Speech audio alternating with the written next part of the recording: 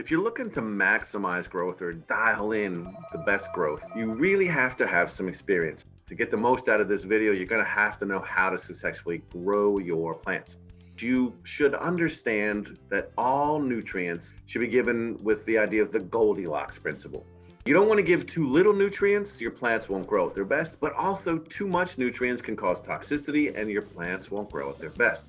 The idea here is you want to give just the right amount of every single nutrient, whether it's carbon, hydrogen, nitrogen, phosphorus, magnesium, calcium, boron, iron. Every nutrient has to be given in the right amount. Too little or too much, and you're not going to get the maximum growth or flavor or whatever it is you're growing your plants for. We're going to do a scientific evaluation. So to do this, you're going to have to compare groups. Now, many times I've heard people say, "Oh, I started using this and my plants do so much better." That is what's called anecdotal evidence. That is not scientific evidence. So we're going to compare groups of plants. If you're growing lots of different types of plants, you really can't use this method. We need to have identical, ideally clones would be the best, but you want to have the same variety or type of plants, and we're going to compare plants to each other or groups of plants to each other. Now, the real trick to getting the most out of this is that everything has to be exactly the same between the groups of plants. You can see the two of them are much smaller. And again, if you've been growing, you might notice that some of the plants that aren't directly underneath the light don't get as big. Maybe you're not using the same size containers, and the smaller containers of the plants don't get as big. And so realize if you were to set up a group, the group here in the box is not a good group because these plants, whether they're not getting enough light or different containers, whatever it is, they're not identical. We want all the plants within a group to be identical. Now, if you do have some smaller plants, whether it's because of containers or lights, you can still use them. But if you really want to use all your plants, now we can have group A, compare that to the group B. And then these plants, if they're in smaller containers, we can still compare A to B, but in the red boxes.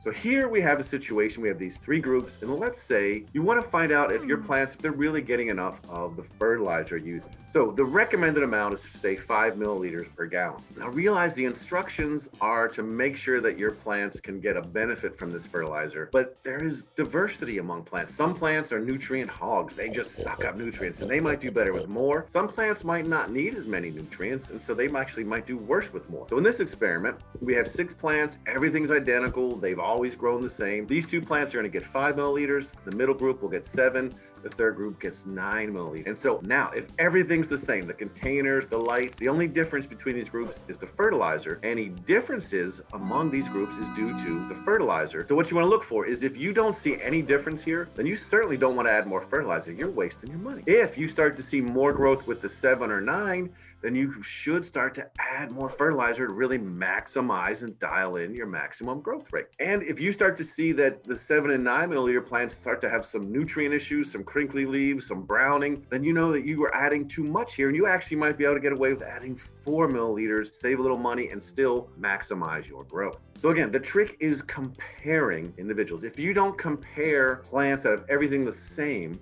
you really don't know what's causing this. And again, it could be temperature. Temperature has tremendous effects on how plants will grow. And if you're growing indoors, your indoor temperature, whether it's summer or winter, can be very different. Same with humidity. Humidity affects how plants use water, transpiration. It affects physiology. In the wintertime, your house humidity might be in the 30s. In the summer, it could be in the 60s. Your water pH. Some people test it every time. For years, I just used water right out of the tap. And then I started having some serious issues. And when I tested the pH, it was coming out of my tap at pH of 8, which is way too hot. And then a couple years later, the water was coming out in the 6s again. Then went back to 8. So the water pH, temperature, humidity, so many things can cause differences. So you really can't compare one grow season to another. You want to have a comparison where everything's the same time, same light. If everything's the same, then you can do a comparison. You'll get the most out of whatever you're doing. You can figure out what you really need. I hope this helps you to be a good grower and to really dial things in and get the maximum growth rate out of your plant. If you're looking for more information, check out htgsupply.com/information center.